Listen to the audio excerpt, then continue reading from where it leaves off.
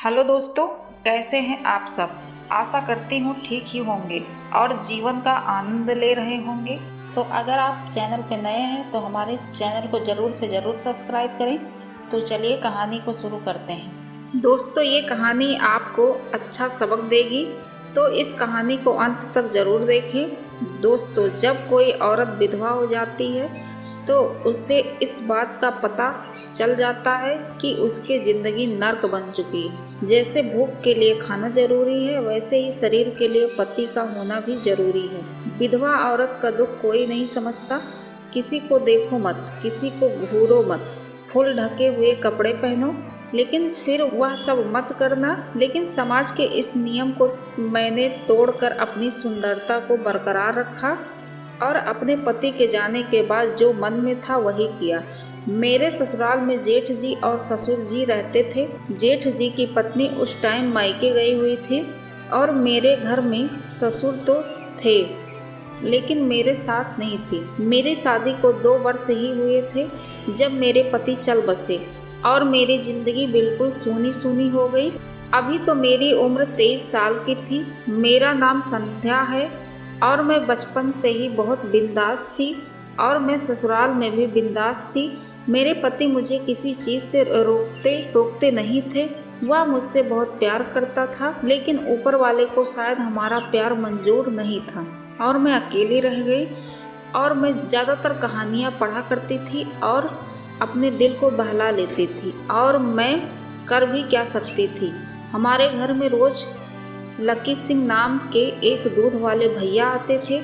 वह मेरे घर दूध देने आते थे। वह सुबह 6 बजे आते थे। उस टाइम मेरे ससुर जी बाहर टहलने जाया करते थे और मेरे जेठ जी 8 बजे से पहले कभी नहीं उठते थे, और यही मेरे पास सही समय था। और मैं धीरे धीरे दूध वाले भैया से हंसी मजाक करने लगी और मैं रोज़ नए कपड़े पहनकर उस भैया के पास दूध लेने चली जाती थी। दूध वाला भैया मुझे बड़ा प्यार से देखता और बोलता, भाभी आप बहुत ही अच्छी हो।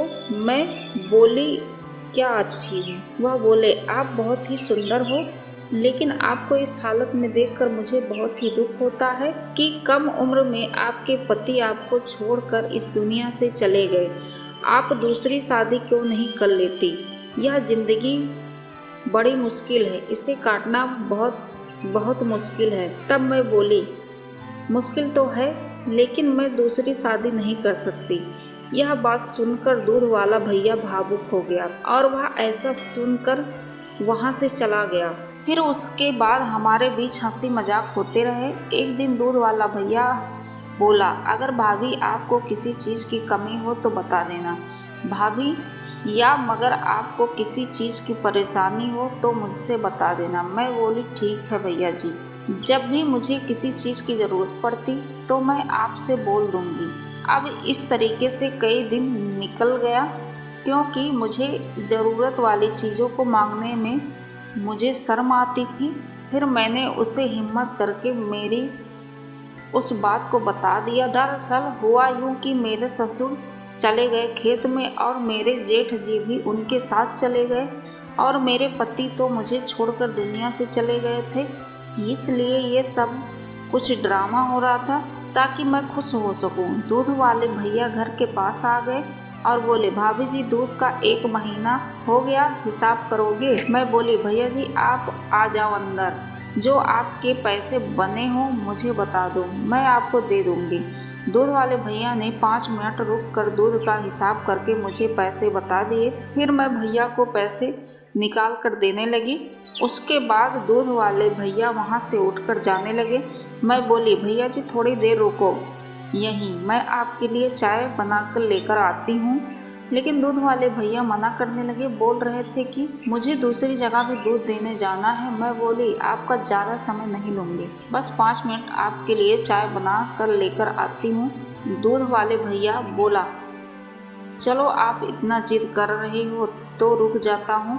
5 मिनट की देरी के बाद भैया के लिए चाय बनाकर आई। फिर दूध वाले भैया बोले, चलो भाभी जी फिर मैं चलता हूँ। मैं बोली, भैया जी थोड़ी देर और बैठ जाओ, चले जाना। फिर मैंने खिड़की में से देखा तो मेरे ससुर जी खेत की तरफ से आ रहे थे। फिर मैंने दूध वाले भैया से बोला, चलो भैया जी, अब आप जा सकते हो। जब कभी भी आपके पास टाइम हो तो चाय पीने आना। दूध वाले भैया बोला, चलो भाभी ठीक है, अगली बार ज़रूर आराम से चाय पियेंगे। तो दोस्तों, चाय पीने का मतलब समझ ही गए होंगे। इसके आगे की कहानी भी आप खुद समझ गए होंगे कि क्या हुआ होगा।